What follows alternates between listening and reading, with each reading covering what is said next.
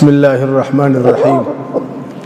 امام صاحب زما خورکی دا پوښتنه کوي چې زما خسر ما ته پوچ شکنځل کوي او وهمي. آیا په دې شکنځلو د زوی سره زما نکاح ختمیږي که نه؟ او د ته روا ده چې ما ووهي که نه؟ خسر هیڅ حق نه لري چې مژور یا انګور څوک ورته وایي چې دا ووهي او یا شکنځل ورته وکړي. خسر چې انګور وایي ظالم دی، که شکنځل ورته کوي ظالم دی، ګناهګار دی. دا سخته ګناه ده او په دې باندې شکنځلو کولو باندې دی فاسق جوړیږي. سباب المسلم فسوق، مسلمان ته شکنځل کول دا فسق دی. او البته خبره دا ده چې په دې باندې نکاح نه خرابیږي. که خسر تا وهي یا خسر تا ته بد پوچ شکنځل کوي، په دې باندې ستا د خپل خاوند سره نکاح نه خرابیږي، خو دا کار و خسر ته ناجائز دی. که چیرې په کور کې ښځه انګور یا مژور غلط رویه کوي، نو خسر باید و زوی ته ووایي، د ښځې و خاوند ته ووایي چې هغه خپله ښځه اصلاح کړي. هغه د وهلو حق هم لري او د خوابتیا حق هم لري، خسر دا حق نه لري. شیخ صاحب په کابل کې دا رواج دی چې بلند منزل جوړیږي، یو یا دوه منزله جوړ وي نور پاته وي، خو مالک یې لسم او نهم منزل خرڅوي. آیا د دې رانیول صحیح دي که نه؟ بله پوښتنه دا ده چې رانیونکي یې پر بل چا خرڅولی سي او که نه؟ دا ښه پوښتنه ده. په کابل کې دا مشکل سته، دا شی روان دی.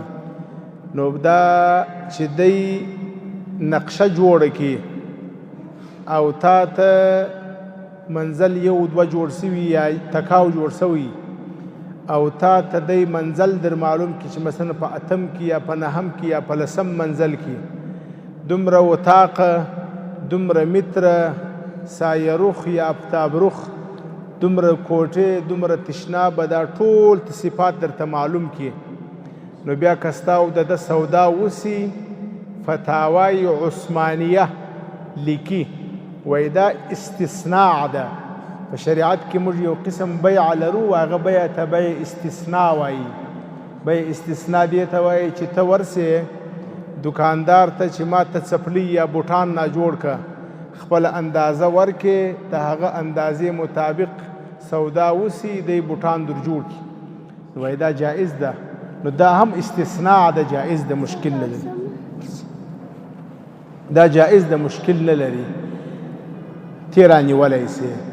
البته یو شی زده که هغه دا چې تا خو رانیوي، تی بیا اوس پر بل تر هغو نه سې خرڅولی تر څو پورې چې تا قبض کړی نه، چې ده جوړ کړي و تا ته تسلیم کړلی، اوس یې ته پر بل خرڅولی سي. او که ته تر تسلیمېدو مخکې ده لا نه دي تسلیم کړي و تا ته تی بیا پر بل خرڅوې، دا بیا شرعا جواز نه لري. نو ستا رانیول دا صحیح دي، د مالک سزا استثناء ده، او مالک او ستا بیا پر بل خرڅول دا جواز نه لري. مولوي صاحب په ډیرو مشکلاتو کې ګیر یمه، داسې یو ذکر یا دعا راته وښیه چې الله پاک می خلاص کړي. مننه. ذکر یا دعا به درته وښیمه، خو ته به دا وعده را سره کوې چې وایې بیا درویش یم، بیا وایست، اهتمام یې کوي. حدیث شریف دی د نبی علیه السلام محبوب اکا، محبوب تره دی د نبی علیه السلام، حضرت عباس رضی الله عنه. دا نبی علیه السلام ته راغلی، نبی علیه السلام ته وویل علمني دعاء ادعو به، ویل یا رسول الله ما ته یو خاص دعا وښیه چې هغه دعا زه کومه. نبی علیه السلام دعا ورته وښیوله، ویل دا دعا وایه اللهم انی اسألک العفو والعافیه فی الدنیا والآخرة. یا الله ما ته بخشه د ګناو وکې او ما ته عافیت سلامتیا د ټولو مشکلاتو د ټولو مریضیو د ټولو آفتو د ټولو تاوانو د ټولو مشکلاتو څخه د دنیا او د آخرت مو وساتي. څومره ښه دعا ده، لنډه دعا، جامعه دعا. عباس ولاړی، سبا بیا رالی، بله ورځ یې بیا پوښتنه وکړله، زړه یې نه صبرېدی. نبی علیه السلام دوهمه ورځ بیا دا دعا ورته وښول. درېیمه ورځ بیا رالی، بیا یې پوښتنه وکړل. درېیمه ورځ نو نبی علیه السلام ورته وویل عباس ول دا دعا وایه فإنك إذا أعطيت العافية في الدنيا والآخرة فقد أفلحت. چې الله جل شانه و تا ته عافیت او سلامتیا درکړي په دنیا او په آخرت کې د آفتو څخه په امان سي، بس کامیاب یې. دا دعا د ټولو مرضیو، د ټولو آفتو، د ټولو قرضونو، د ټولو تاوانو، د ټولو مشکلاتو څخه د دنیا او د آخرت د حفاظت ذریعه ده. په یاد مسول اللهم ویویس اللهم إني أسألك العفو والعافية في الدنيا والآخرة. مولوی صاحب لری یعنی شکمبه، لری یعنی شکمبه خوړل جائز دي کنه؟ زموږ زنانی همیشه د ماشوم د شیدو د پیدا کېدو لپاره پخوي او خوري. بالکل جائز دي چې پاکې پرېمینځي، مشکل نه لري. ولو که حضرت ابو الحسنات لکنوي صاحب رحمه الله په مجموع الفتاوا کې مکروه ورته ویلي دي، مکروه تنزیهي. خو نور فقهای کرام وایي چې جائز دي، مشکل نه لري، پخولی سي، خوړلی سي. په اکثرو مارکیټو یا بلند منزلو کې آخري منزل یا تکاو مسجد وي. ایا په دې کې لمونځ روا دی کنه؟ او دا مسجد دی کنه؟ ځکه چې ګاک پیدا سي بیرته مالک خرڅوي هم. دا مسجد نه دی، دا مصلا بولي. یو ځای سړی په یو کور کې، په خپل ځای کې، په دفتر کې یو ځای معلوم کې یو طرف هلته جای نماز واچي، 5 وخت لمونځ کې، دا مصلا بولي. د مصلا حکم دا دی چې جماعت پکې کولی سي، لمونځ پکې کولی سي، او که شرایط پراوه نور شرایط منا بازار و ښار د جمعې لمونځ هم کې کولی سي، عیدګاه کې کولی سي. خو البته دا مسجد نه دی، دا د مسجد احکام نه دي پر جاري. نو که دي خرڅوي خرڅولی هم سي. او دوهم دا دی چې په دې ځای کې اعتکاف نه دی صحیح، ځکه د اعتکاف دپاره شرط دا دی چې اعتکاف په شرعي مسجد کې ضروري دی. شرعي مسجد هغه ته وایي چې د مځکې تر اسمانه تر فضا او د تحت الثرا دا ټوله به وقف وي، ستا د ملکه به وتلی. دا ځای ملک ستا ملک دی، نو مسجد نه دی، مصلا ده. لمونځ پکې صحیح دی، خو ثواب د مسجد نه لري، او اعتکاف هم نه دی پکې صحیح. محترم مولوی صاحب، ما د یو چا څخه سرای په کرایه ونیوي، هغه کرایه پیشکي غواړي، آیا دی پر ما حق لري؟ بالکل. که چیرې تا د موافقه سره کړې وه چې کرایه په اول کې اخلو، چې ستا د موافقه په اول کې ورکولی سي، چې ستا د فیصله پر اخر وصول په اخر کې ورکولی سي، دا ستا د موافقه غواړي. مولوی صاحب، زما پلار همیشه دا وصیت کوي که زه مړ سوم زما ګردې وباسي، بل مسلمان ته یې ورکړي، د هغه به ښه په وسي. داسې وصیت و موږ ته پوره کول لازم دي؟ نه بابا ته دا وصیت جایز دی، نه بیا دا دې وصیت پوره کول و تاسو ته لازم دي، بلکې ناروا دي. ځکه زما او ستا دا بدن د دې مالکان ما او تا نه یو، ما او تا د دې مالکان نه یو چې بس ما او تا به په دې کې وصیت هم کوو یا به خرڅوو. دا زما او ستا بدن دا زما او ستا نه دی، د الله جل شانه ملک دی. نه د پلار وصیت صحیح دی، او نه بیا تا ته د دې وصیت مطابق د ګرده ایستل صحیح دی، ناروا دی. اگر کسی از دست فقر و بیکاری به ایران یا ترکیه می روند، به آنجا کشته می شود، گناه آن به گردن کی هست؟ گناه آن به گردن اینمی کس است که خود را در خطر می اندازه. کدام جا که بر شما خطر باشه به اونجا رفتن، و خطر هم خطر به اندازه قتل است، و اونجا رفتن به شما جایز نیست. اگر میروی بریمال برو و ارض الله واسعه و به اصول طبق اصول و قوانین اونمو ملک بروی تاکه از خطر محفوظ شوی.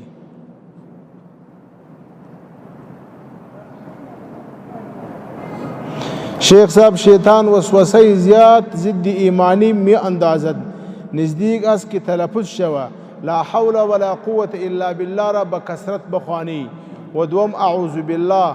اینمی هر دو علاج وسوسه شیطانی است.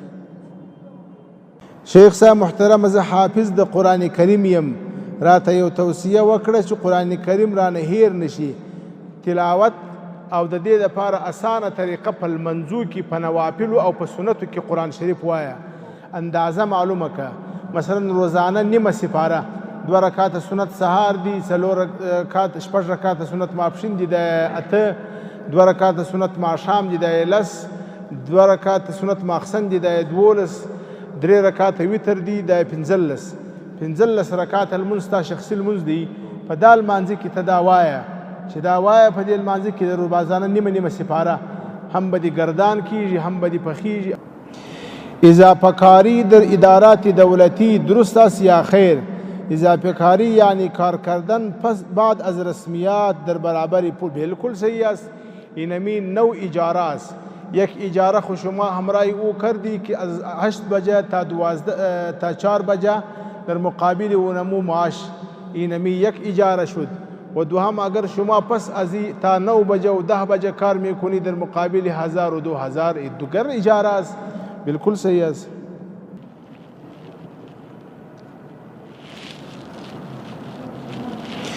زه یو ځای اوسېدلم په یو اتاق کې، کله کله به مې لمونځ کاوه، خو څه وخت وروسته بیا خبر سوم چې قبله دې طرف ته نه وه.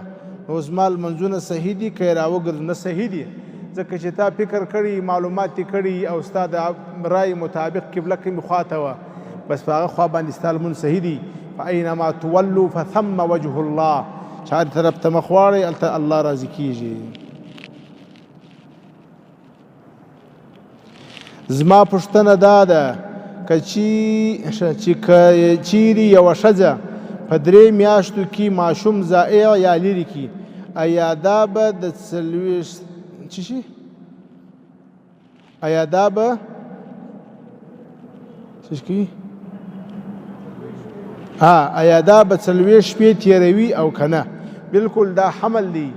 حمل چې ضایع سي تر هغه وروسته چې وینه راسي، 40 نه دي ضروري، چې وینه راسي هغه وینه دغه ده حمل نفاس بلل کېږي.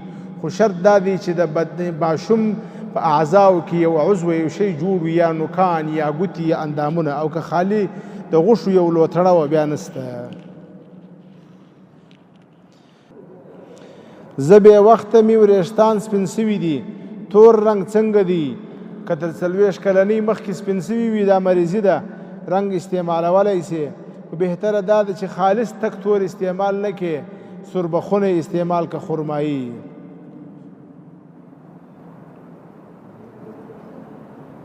شیخ صاحب که د ښځې د حیض وینه پر 6 یا 7 یا 8 ورځې ودرېږي او بیا نیمه ورځ یا 1 ورځ بعد بیا ښکاره سي، اوس به دا څه کوي؟ دا وایي کله ښکاره سي او کله نه سي ښکاره، دا څنګه وکړي؟ د دې طریقه دا ده چې که چیرې د دې عادت اول معتبر دی. د دې عادت څو ورځې دي؟ مثلا فرض که د دې عادت 10 ورځې پوره دي، نو چې 10 ورځې پوره دي اوس په 6 اوه ودرېدله، دا به انتظار کوي تر خپل عادته پورې. او که د دې عادت تر دې درېدو مخکې دي، مثلا د دې عادت د وینې 15 ورځې دي، 6 ورځې دي، او در 6 ورځې وروسته وینه ودرېدله، نو دا به خپل غسل کوي، لمونځ به شروع کوي. که په 9 تاریخ یا په 8 تاریخ یا په 9 تاریخ بیا ښکاره سوله، بیا به دا لمونځ پرېږدي تر 10 پورې، چې 10 تاریخ وروسته هم وینه روانه وي، نو بیا به دا په دې باندې پوه سي چې زما وینه هغه وه چې پر 6 درېدلې وه، دا پر 9 پر 8 پر 9 چې ښکاره سول دا وینه د مریضي ده، نو بیا به د دا پاتو ورځو لمونځ راګرځي. او که پر 8 باندې ودرېدل پر 9 بېرته ښکاره سوله، نو بیا پر لسم ودرېدله نو د دې څخه بیا دا ثابته شول چې د دې تاریخ عادت اوس بدل شو پخوا د دې عادت شپږ ورځې وو اوس د دې عادت لسو ته واوښتي دا اوس دلته څه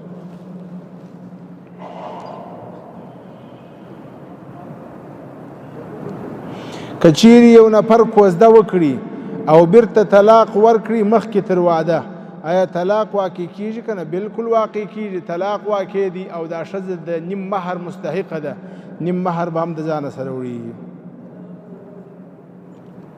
ناوخته شو بس دا بل جمعې ته کښېږده دعا وکړئ الحمدلله رب العالمین والصلاة والسلام على سيد المرسلين وعلى آله وأصحابه أجمعين ربنا تقبل منا إنك أنت السميع العليم وتب علينا إنك أنت التواب الرحيم يا رب العالمين يا أرحم الراحمين زموږ ناس څومره کسان حاضرین دي د علم په نیت باندې ناست دي د زده کړې په نیت باندې ناست دي د دې ټوله شرعي حاجتونه د غیبو د خزانو پوره کړه یا الله څوک چې په زړه کې کم حاجت لري د دې حاجتونه پوره کړه یا رب العالمین څوک چې محتاج دي د احتیاج اخلاص کړه څوک چې بې روزګاره دي حلال روزګار ورته نصیب کړه څوک چې قرضدار دي د قرض اخلاص کړه څوک چې بې اولاده دي نیک صالح اولاد ورته نصیب کړه زموږ د حاضرینو د چا مور پلار دواړه یا یو وفات سوي دي قبرونه یې منور وګرځوه رحمتونه په نازل کړه مغفرت ورته وکړه درجات یې بلند کړه زما والدینو مور پلار ته دعا وکړي ټوله دعا ورته وکړي یا الله قبرونه یې منور وګرځوه رحمتونه په نازل کې مغفرت ورته وکړي درجات یې بلند کړي قبرونه یې د جنت باغچې وګرځوه یا رب العالمین موږ د دې مجلس او د دې ناستې او د وینا ثوابونه ورته ورسوي یا رب العالمین موږ د ټولو سره راضي سي خاتمه مو په ایمان کې د ایمان د زواله مو ساتي اللهم احسن عاقبتنا في الامور كلها واجرنا من خزي الدنيا وعذاب الاخره اللهم انا نسالك العفو والعافيه في الدين والدنيا والاخره والفوز بالجنه والنجاه من النار اللهم استرنا بسترك الجميل اللهم استر عوراتنا وآمن روعاتنا وصلى الله تعالى على حبيبك محمد وعلى آله وأصحابه أجمعين